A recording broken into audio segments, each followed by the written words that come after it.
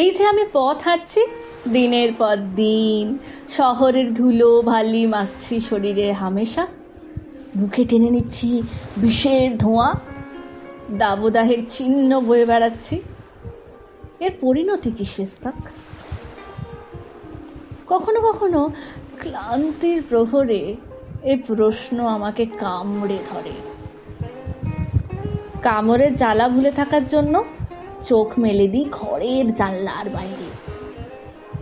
এই সামান্য ছোট ঘর, লেখার টেবিল, চেয়ার, খাট আর বেশ কিছু বই নিয়ে আমার এক নিজস্ব জগৎ।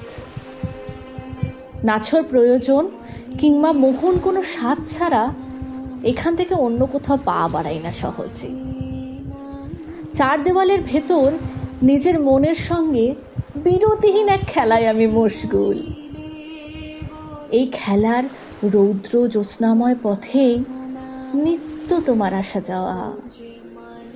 বুঝি তাই আমার হৃদয়ে আজও বসন্ত ঝরায় পুষ্পবৃষ্টি।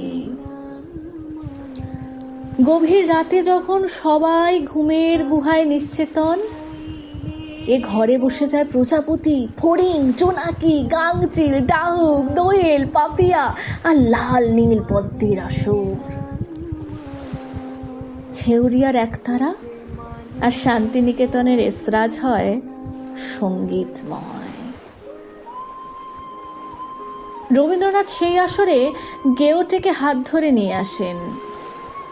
নজরুল ইসলাম মনোহর বাবরি দুলিয়ে নাচ জুড়ে দেন শ্যামা সঙ্গীতের তালে তালে পাবলো নেরুদা আর মায়াকোভস্কির সঙ্গে।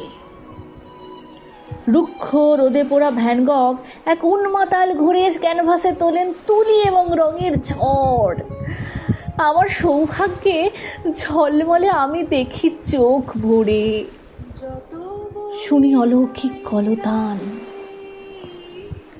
তুমি দাঁড়িয়ে আছো এক কোণে আমার হাতে ঘনিষ্ঠ মদির ও দ্যুতিময় হাত রেখে।